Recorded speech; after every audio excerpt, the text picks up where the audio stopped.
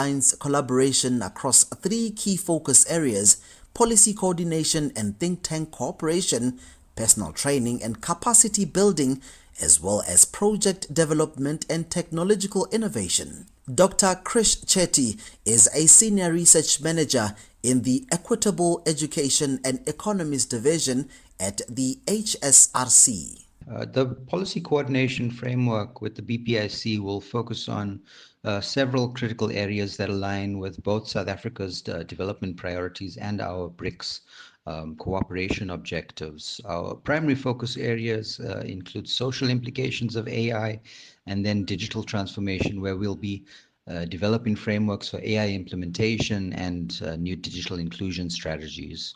We're also prioritizing innovation measurement methodologies, building on the HSRC's long expertise in R&D surveys and other types of surveys to develop new indicators for the digital economy. Dr. Krish says the Council's research agenda is closely aligned with broader BRICS cooperation priorities.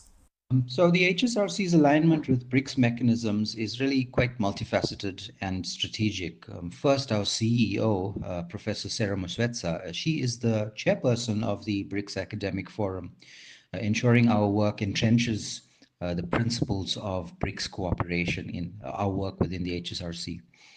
Second, both countries are G20 members, so we have an opportunity to promote collaboration in G20 events such as Women 20, where the HSRC is playing a leading role. And so this provides a unique platform to showcase how our partnership contributes to both African development and global South cooperation. The think tank cooperation aspect of the agreement is also particularly important. The BPIC has an alliance of 27 universities and other research institutions, which offers tremendous opportunities for the HSRC to expand its international research network. He further outlines some of the initial sectors within the digital economy and artificial intelligence that will be prioritized for joint innovation initiatives under the new partnership. Our initial focus will be on sectors where South Africa has both significant potential and existing challenges. So we're looking at digital inclusion first, and then e-governance, building on HSRC's past research on electronic voting and municipal e-participation platforms. And this aligns perfectly with the BPIC's expertise in the digital economy, specifically looking at the Xiamen municipality that's achieved remarkable success in this space.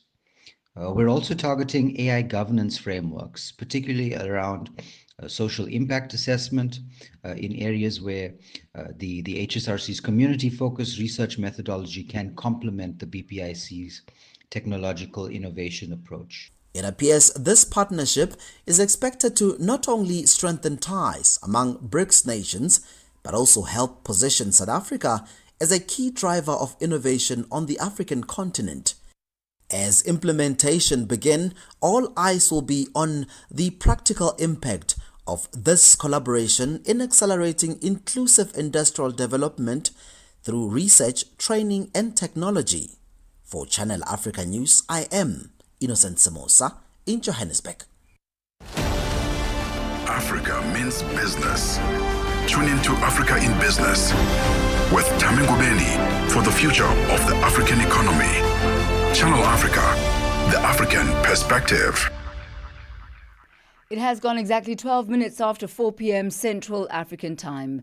The South African Revenue Service, SARS, says the country has recorded a preliminary trade balance surplus of $1.2 billion in the month of May, which has been attributable to an increase in exports, which is inclusive of trade with Botswana, Eswatini, Lesotho and Namibia.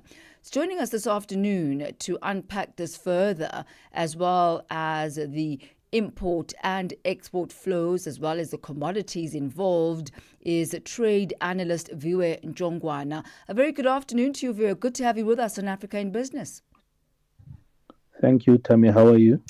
Well, look, I'm doing all right. I'm doing all right. I hope you are too. I'm sure the South African Reserve Service is doing pretty well, looking at these numbers coming out in May. But what would you highlight, Viewer, as some of the factors that have led to this increase, this balance surplus of $1.2 billion? Well, the commodities that are at play, madam, are citrus is one of them, gold and platinum. So that is one of those are the commodities that we can look at. But then also, I think what is quite interesting and inspiring for me are the customs union, the countries that are at play, which are Botswana, Eswatini, Lesotho, and Namibia.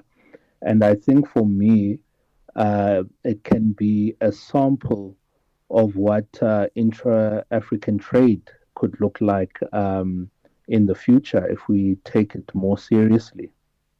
Let's focus on the commodities there: citrus, gold, platinum. And this happened obviously in the month of May. And if you look at the timing, we at that point were at the peak of the US trade war. Could this have driven the increase in the export of these? It could have, but remember, if we look at year on year, it's still lower. So we are looking at a bit of where we were last year.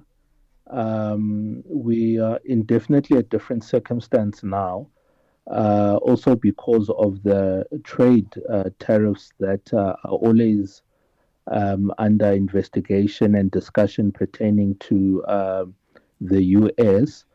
But that said, the numbers still look good, even though they are lower. So generally, what tariffs do and the trade uncertainty pertaining to the US, it creates a situation where either trade stagnate or become slower, or we look for other trading partners in that regard. So I think the bigger picture, Thami, is that we must bear in mind that the figures are lower than they were last year, year-on-year analysis. And what could be attributed to those lower figures? The tariffs? I would definitely say the volatility in the global economy. I wouldn't want to specifically say tariffs. That's just one of a multitude of issues that are happening globally. If you look at the wars that are transpiring in the Middle East, there's the ongoing Ukraine-Russia conflict. There's been a bit of conflict between Pakistan and India. So all of those things, they change trading patterns. Sometimes actually conflict can change trade for the better, but often it actually interrupts trade quite negatively, depending on whether the goods are military in nature or they are civilian in nature. So the yes, tariffs are one of the things that we would look at, the tariffs that President Trump is always threatening to implement. But I think there's a lot happening in the world that is hampering trade, particularly conflict and the rumors of conflict as well. You mentioned something quite interesting there, looking at Botswana, Eswatini, Lesotho, and Namibia. The surplus there was $665 million. You spoke about the customs union and the possibilities that lie therein. You also mentioned that it's important to be looking for new trade partners and other trade partners. How would you, or how should we rather, be interpreting our intra-Southern Africa trade patterns? Can we say it's a pattern already? Yes, look, the customs union, it's BELN now. It's no longer Swaziland, it's Eswatini. But in essence, it's the same thing. It's the longest existing customs union.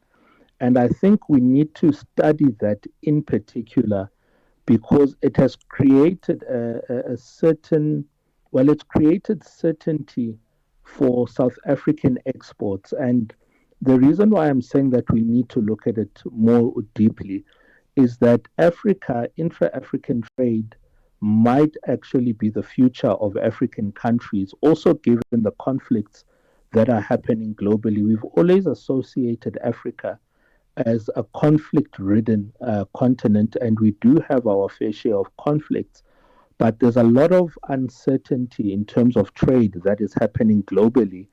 And I think for an African country such as South Africa, we now need to start making sure that our trade relations domestically, and by domestically I mean within Africa, we need to harness them and improve them and create some sort of consistency and stability despite the conflicts that are happening on the continent, because I think that there's a lot of potential for growth in Africa. And that potential may even be greater than the potential we have outside of Africa. So the BELN countries, if we study that, we may find actually a blueprint of what we can do in the rest of the continent in terms of intra-African trade. And what really supports that effort, Viwe, is the lobbying for further infrastructure investment on the African continent. So certainly an acknowledgement that the infrastructure needs to be there in order to facilitate this trade, whether we're talking about rail or ports and even other infrastructure. But as we wrap up this afternoon, if we look at the preliminary trade numbers for the month of May, they do show a surplus of $1.2 billion. That is significantly larger than what we saw in April, which was around $739 million. This marks a very sharp rebound in the country's trade position. Would you say that this is a once-off, or is it part of a broader recovery trend? Look, you can only study a trend over time. So to be quite honest with you, Thami, it could be a once-off or it could be a rebound. But I think something that we need to consider, and whenever we analyze these issues of trade, number one, let's acknowledge that a surplus is a good thing. A trade surplus will always be better than a trade deficit. So South Africa seems to be quite stable in that area at least. But another factor that we are going to have to analyze increasingly is employment or unemployment in relation to trade, because some of the issues that we are dealing with, it's one thing to have a trade surplus. It's quite another thing for it to actually create employment and actually stabilize the country economically. And I think for me, the more important question that we're going to have to start asking when it comes to trade surpluses is, where are the pockets of employment that can be created so that the story is holistic rather than a story of, well, we've been doing this over the years, but our employment figures are not really changing either. So that correlation between trade surplus and employment for me is going to become quite important when we make these kinds of analyses. Thank you so much, Viwe Njongwana. Once again, it just brings to mind also the importance of sustainability. You know, when we're talking about employment, what type of employment are we talking about, and for how long? But I guess those are our questions for another time. We thank you once again, Viwe. Thank you, Thami. Have a good day. You have a brilliant one too. That's Viwe Njongwana, a trade analyst on the surplus experienced by South Africa in the month of May of $1.2 billion. And very pertinent questions that Viwe is asking. What impact does this end up having on the economy? Should that not be, the main area of focus? What impact does it have on the creation of employment? Because ultimately you want recovery, you want sustainability as well, and you want, durable employment on a living wage, something that people will be able to change the trajectory of their lives and be able to spend more within their own economy, thus recycling the currency. It's 23 minutes after 4 p.m. Central African Time. Stella Longwe pamalonje. palitu sokoma pano pa malonje kumvera nyimbo za mu africa kusangalala kupeza moyo akuti kumva moyo kuti kuyenda bwino pano pa malonje ndiyetu apa tili ndi katswiri oyimba ameneyu ndi katswiri wa dziko la malawi amene akukhala mdziko la south africa ndipo amayimba amene akuti ndi Big Nick Malawi yatiuzani kuti kodi moyo wanu woyimba ukuyenda bwanji mu Johannesburg? Moyo woyimba ukuyenda bwinobwino kwambiri chiliyonse chikutheka ndithu bwinobwino. Ayi aziwoneka chiliyonse chikutheka mofa magrasi anu apa mwaka akuti kumenya yonse aziwoneka zoti azikutheka ndithu mu Johannesburg. Malonje pa nthawi ya 6 koloko kufikira 7 koloko madzulo. Lowiruka ndi Stella Longwe. Africa in Business on Channel Africa. Thank you for staying with us. This is Africa in Business on Channel Africa as we turn our focus now to relations between Ghana and China. And what are we talking about? We're talking about illegal gold mining. Now, there is a general sentiment in Ghana that Chinese nationals are to blame for the rampant problem of illegal gold mining known as galamsey. This has led to a diplomatic row between the two nations. China's ambassador to Ghana, Tong Defa, has since pushed back against accusations that Chinese nationals are solely to blame for the illegal mining activity, saying that Chinese nationals could not obtain local mining licenses and were often brought in by Ghanaians themselves who facilitated the illegal mining operations. For more on this, we joined this afternoon by Mustafa Band, who is part of the fight against galamsey in Ghana. A very good afternoon to you. Welcome to Africa in Business. Good afternoon, and thank you for having me. So when we look at various media platforms, we are seeing the Chinese being blamed by your organization for illegal mining in the country. Could you enlighten us on what the basis of these accusations are? Well, so good afternoon, and good afternoon to our colleagues in South Africa. I think basically we are not just blaming the Chinese, we are holding them responsible for the destruction of our forest reserves and our water bodies through mining.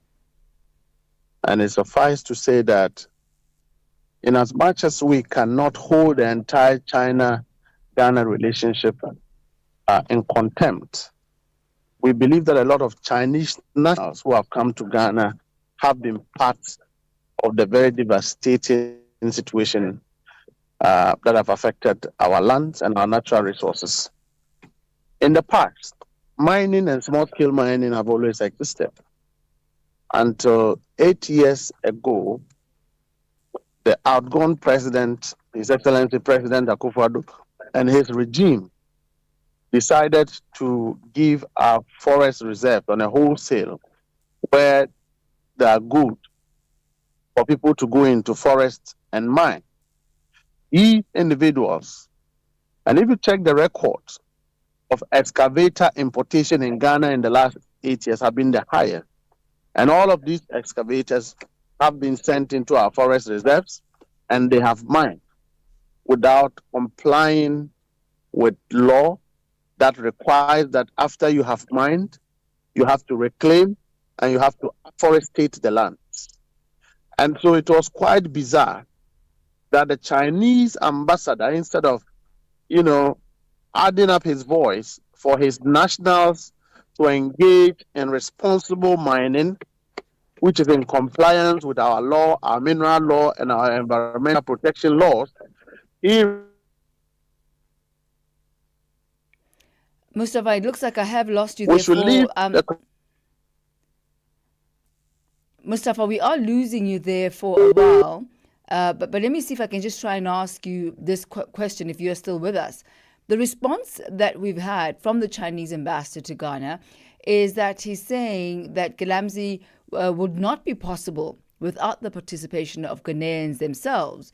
that the Chinese are not in a position where they can get local mining licenses, but it is the Ghanaians who obtain these mining licenses and work in cahoots with them.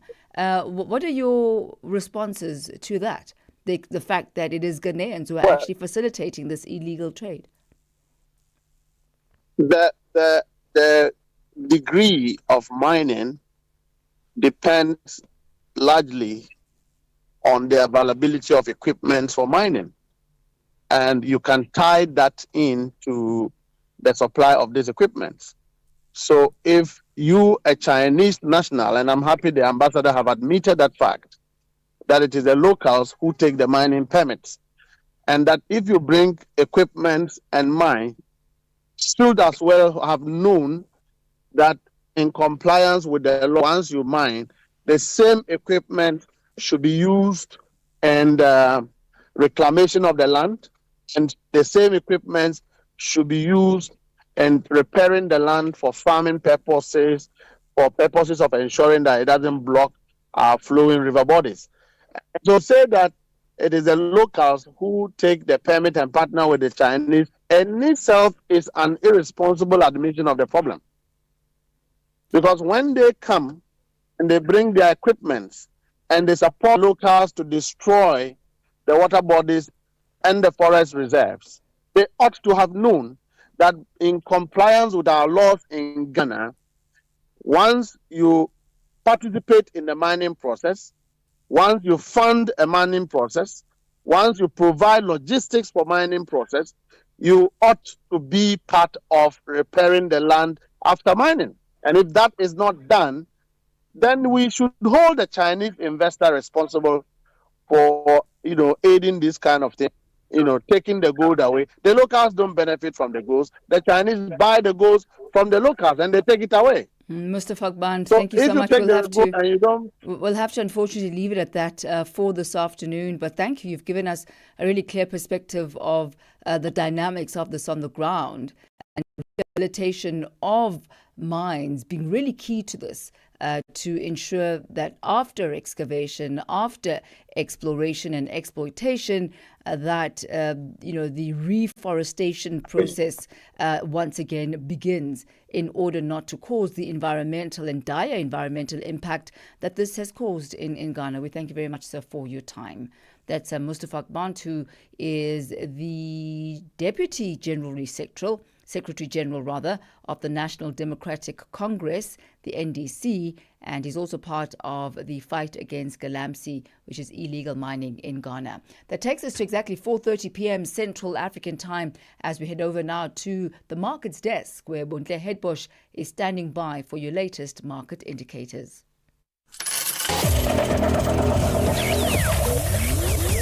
Business News on Channel Africa. The African Perspective.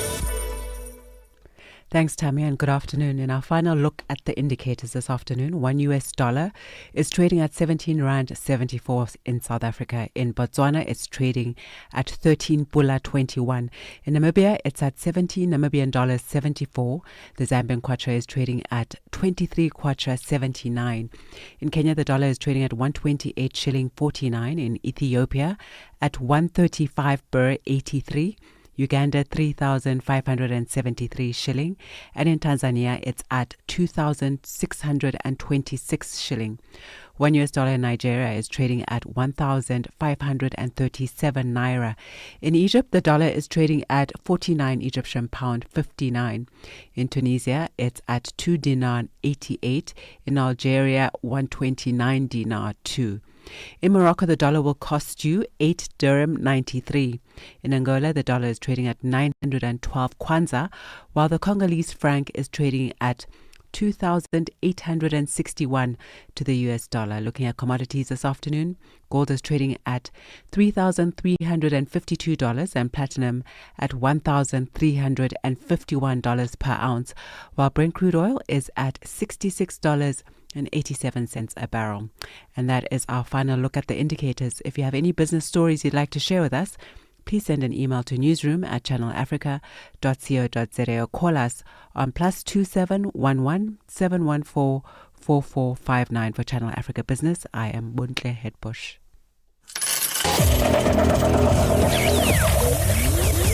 Business news on Channel Africa. The African perspective. And for the business of sport, a very good afternoon to you, Figile Lingwati. Sports on Channel Africa. The African perspective. Good afternoon, Thami, to you. And we begin with the football news in our sports. In the business, Ghanaian police say some 76 Ghanaians who were trafficked to Nigeria under a fraudulent recruitment scheme have been rescued. The victims, mostly young men, were lured with promises of football contracts with top foreign teams, job placements abroad, or assistance with visa processing. Upon arrival, their travel documents and mobile phones were seized and they were housed in overcrowded rooms under poor conditions. Police say the victims were forced to contact their families to solicit about $1,000 in the guise of paying training or facilitation fees. The fraud masterminds also allegedly used the victims' phone contact lists to scam their friends and relatives.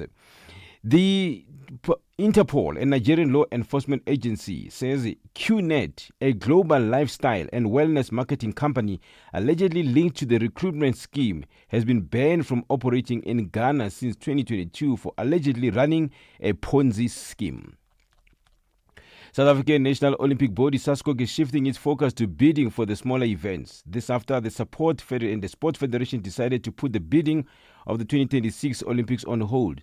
SASCOC President Barry Hendricks believes the national government should also show the same level of commitment to sport and support the sport as other African nations like Morocco and Egypt are doing, who are actively hosting events, submitting bids and investing in world-class infrastructure. There's a government appetite, and the same with Egypt. There's a government appetite. If you go to Egypt now and you look at the Olympic City, it's huge. They are ready to host the Olympics there tomorrow because there are 3 mega stadiums next to each other. There's the shooting range, there's the archery range, there's the basketball, there's everything is ready. So we've got to have this vision, but we need the buy-in of government, but also the financial commitments of our municipalities to ensure that they maintain these facilities. Renowned South African middle distance coach Samuel Sipeng has revealed that financial limitations are preventing him from accompanying star athlete Prudence Sikhodiso. Last week, Sikhodiso broke 800-meter course record at the Ostrava Golden Spike with a time of 1 minute, 57 and 16 seconds to win her heat, and will again be in action in Diamond League event in Eugene, Oregon in USA on the 5th of July. But Sipeng is still stranded back home. Sipeng explains that without financial support for flights, accommodation and food, he is unable to join Sikhodiso in camp abroad. Yeah, from our side, we're talking, come on, when you talk about the support, we're talking the camp, we're talking, it's costing, paying the flight ticket, the accommodation, we're taking food, there's a lot that we can talk about it because, for me to leave home to travel, come on, I have a family as well, so it requires so much, any support from us. Yes, we see the wonders that are happening, but yes, the wonders comes with, with a lot, to maintain that. When Sipeng was asked about how he keeps in touch with Sikhodiso, the 2018 SA Coach of the Year says he relies on remote coaching via phone calls, which he pays for himself with the world indoor 800-meter champion whilst he's competing abroad, with another challenge being different time zones. For any sports stories you'd like to share with us, please do send an email to newsroom@channelafrica.co.za or call us on +2711 714 4459. This is Channel Africa Sport with me, Figile Lingwati. Sports on Channel Africa. The African perspective. Connecting Africa to the world.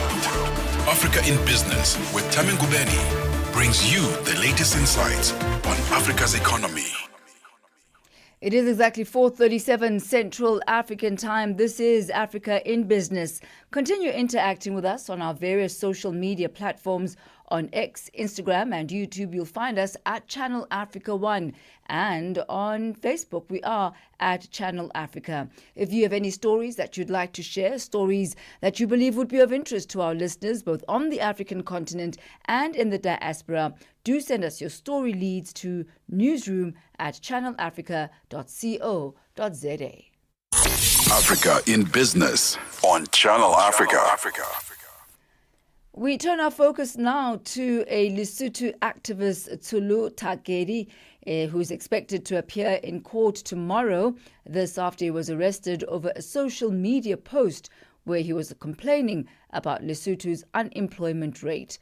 According to the World Bank, Lesotho is struggling with 16% unemployment, with the rate rising to 24% for young people. He posted the video after the country's Prime Minister, Sam Matekane, announced that he would create 70,000 jobs in just 3 weeks. For more on this, we joined on the line by SABC News reporter in Lesotho, Rapelang Khatebe. A very good afternoon to you, Rapelang. You know, you'd look at the 16% unemployment rate, and now sitting at 24% for young people, and compare that to what South Africa is experiencing. It looks minuscule, but still very, very serious on the ground. Briefly take us through, if you would, this case with Tlhakedi and his activism against unemployment. Hey, Thami, good afternoon to you and your listeners. Yes, indeed, the issue of youth unemployment is quite severe, much more severe than that. I think those are just official statistics, because if you look at the informal sector that is being considered as hired people, I think the tally doesn't just work. It's a lot higher than that. But well, to come to the activist in Lesotho, they call him Chika Chika. Chika Chika simply means going about in a circle, but he's Takedi. Look, this is a relatively young person who has been an activist. He's a law student, a graduate actually, whom I think upon frustration of not getting a job, started actually advocating for unemployment, which is quite serious in Lesotho. So he had been involved in multiple parties in opposition, but I think what really sparked all this was when there was an organization called Bacha Shutdown, which wanted to actually come strong and say the new party that is now in power had promised, made lots of promises on how they will change the situation of Basotho and mostly improve the livelihoods of the young people. And they wanted to start a demonstration. They wanted to do a protest. And I think he took a ride on it, and he was quite advocate to make sure that he advocates that the youth will join that. But just before then is when the Prime Minister wanted to announce the plans that they are advocating or that they will be implementing, which includes that of saying they will create 70,000 jobs. Of course, it was over some time, but I think the question of 3 weeks, I actually had asked that question and say, how will it happen? How will it come about? And when will they start to see that? And he said the plans will start in the next 3 weeks. I really don't think the actual translation said he was going to create jobs in 70,000 jobs in 3 weeks, but he said the plans would start on the 1st of July, which is from today, to create that plan of 70,000 jobs. So he is due to appear in court tomorrow. But what exactly is he arrested for? What are the charges against him? Yeah, that is true. The charges, I would want to say, they are frivolous, really.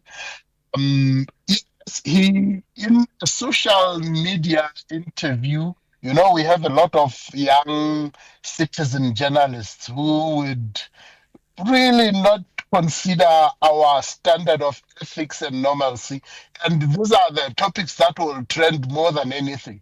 So he had would call them profanity words over social media, and they went trending. And I think police got a bit offended over that and said he's inciting. Of course, he went to court. There was nothing tangible, and then he was released. But he was soon rearrested, and this time apparently the charge would be sedition. So I doubt there's merit to it. I think it was handled a bit emotionally. I don't think police should be meddling in what we call, to say, freedom of speech, even though sometimes when it gets to social media, it gets unregulated and can offend a few people. And what has the reaction of the youth been like, in the sense that, he forms part of a democratic that is disgruntled? Absolutely, you're right. You see, in the heat of the moment where unemployment is a serious issue, the young people will want to get on a wagon of somebody who seems to advocate their needs when they are frustrated and stuff, and somebody talks blunt. Yes, there will be blurred lines as to what is that fine line in the sense of profanity and advocating for free speech. So I think he put attention of many, because he was said he's ready to do anything that it takes to tell it for what it is, because he believes the government is not doing enough for the youth. And we'll leave it at that for this afternoon. Thank you very much for that update coming out of Lesotho. That's SABC News reporter in Lesotho, Rapelang Khatebe, taking us to exactly 4:44. Africa in Business on Channel Africa. Now, experts say that health consciousness, cultural heritage and performance-driven innovation are converging to reshape what lands on the food retail sector. They say with the shifting consumer preferences, evolving regulations and persistent supply chain complexities, the second half of 2025 is set to be a pivotal moment for innovation and strategic focus within the global food and beverage sector. Tertia Joubert, who's lead R&D technologist at Be Well Food, unpacks the most influential food trends that are shaping the future of South African retail and consumer behavior. I think, as in with many industries, innovation needs to be focused on in order to capture the consumer's mind, in order to, make sure you as a brand are at the forefront of the choices they make. And I think, like with the recent Africa Food Show, we see it in the type of products that they are putting out there, bringing in the South African influence, making it more convenient for consumers to, make better choices in terms of the food products that they can buy, and making it more available. I think very much in South Africa, it's about knowing what your consumer wants and putting something out there that's not just affordable, but also addressing that need. And I think that is what many of the local companies are focusing on. And how would you describe the evolving balance between indulgence as well as wellness in everyday food choices? I always think it doesn't have to be mutually exclusive. I think we all enjoy a bit of indulgence every now and again. But on the one hand, it's very much about balance. You need to, besides just enjoying something nice, also balance that with making choices, especially in the foods that you choose that are good for you, that are beneficial for you, and listening to your body in that way. We can enjoy something that's nice and a treat, but again, like with many things, balance is important. There are growing calls for transparency as well as clean label commitments and inclusive dietary options. Why is that important? Yes, in today's, I want to say, consumer market, people have access to a lot more information. There's a lot out there, and it is important that as a brand, your consumer needs to be able to trust you. And trust is built by being transparent in what you're doing and in what you're putting into your food products, and being committed to, doing what is good and what is also right. And I think that's very much where transparency becomes important. And then also, due to the fact that people have many options today, dietary options is what is available out there, and they can choose what they want. So for us, for instance, being able to focus on plant-based options for the consumer just gives them that additional choice, and they're not just set on one or two options.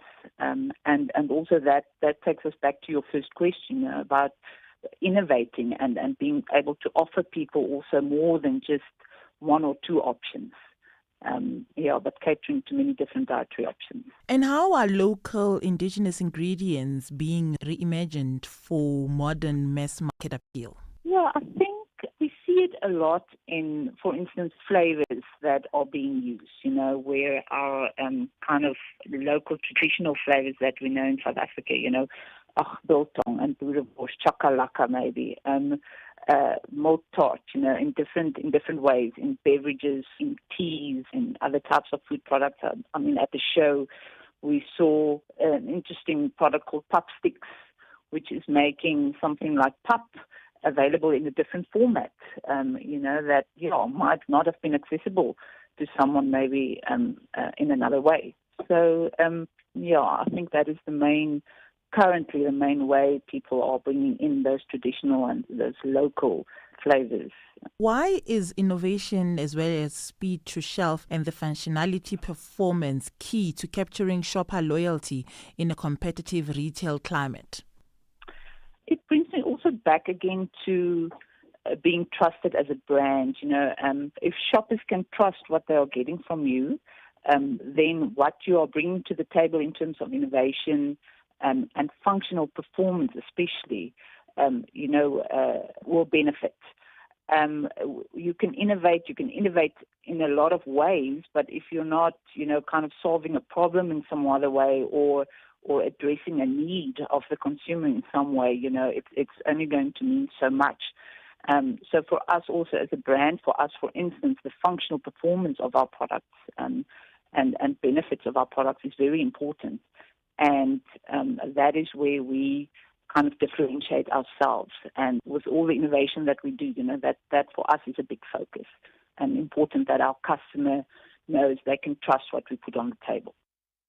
That was Tertia Joubert, lead R&D technologist at Be Well Food. She was speaking there to my colleague Ntlantla Mahlangu. Takes us to exactly 10 minutes to 5 p.m.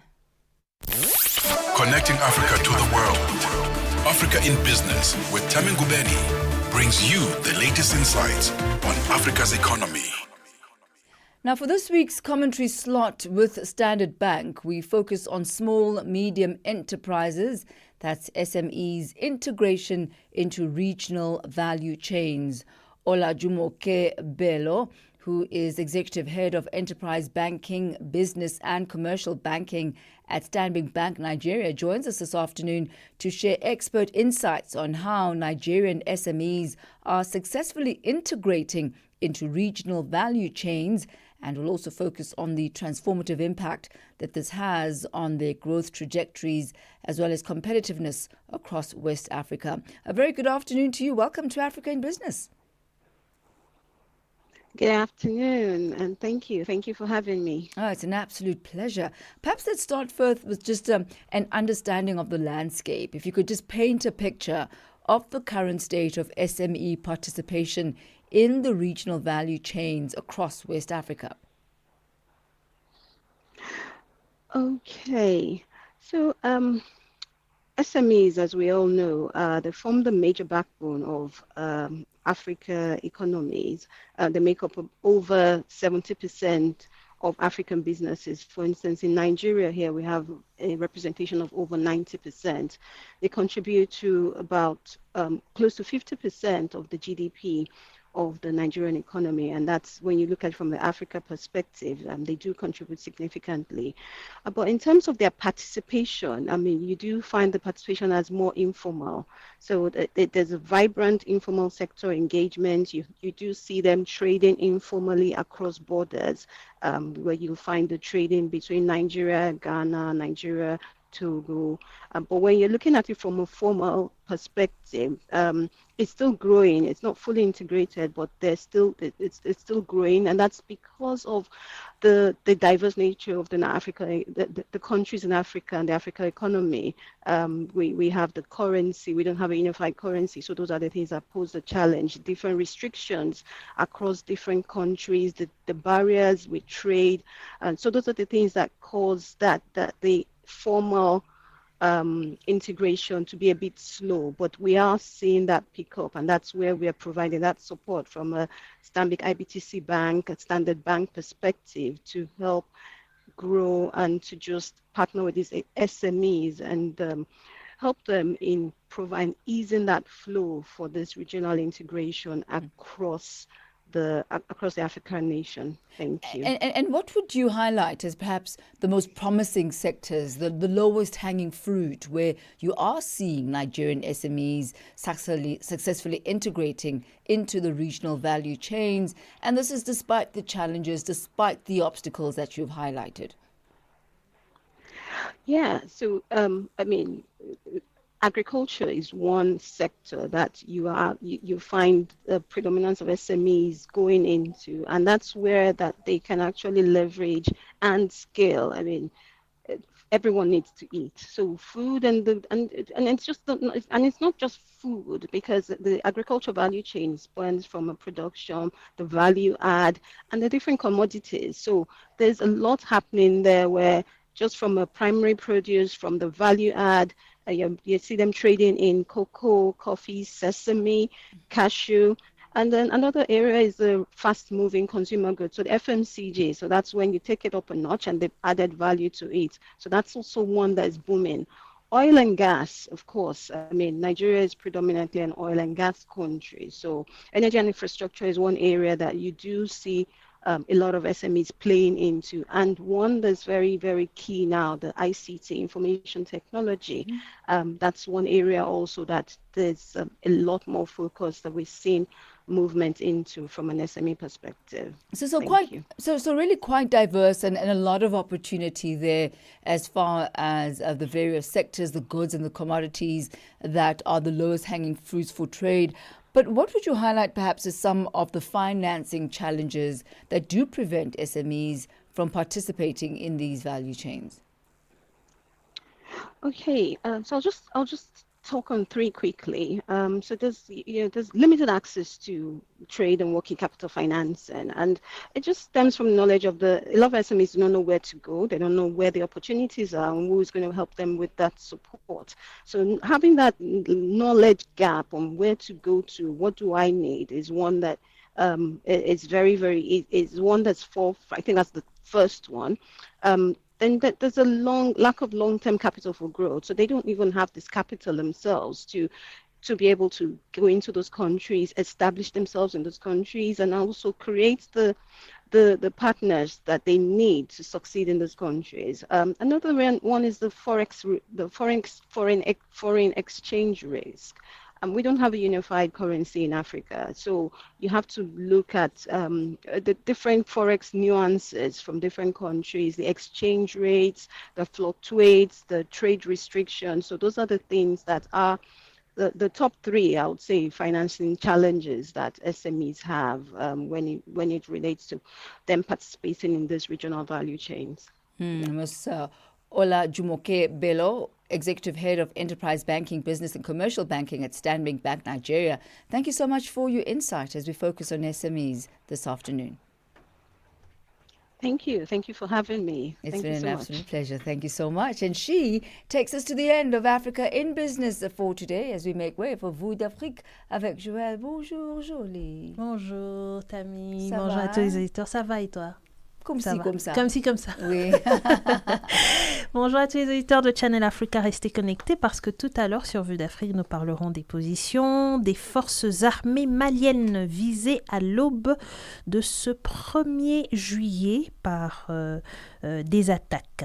Et nous parlerons aussi des réactions qui se multiplient face à la répression meurtrière qui fait plus de 7 morts au Togo, mais aussi de la Confédération des États du Sahel qui plaide pour une coopération sud-sud ainsi qu'une réforme des institutions institutions financières internationales. C'est tout à l'heure sur Vue d'Afrique. Merci de rester connecté. Merci Thami.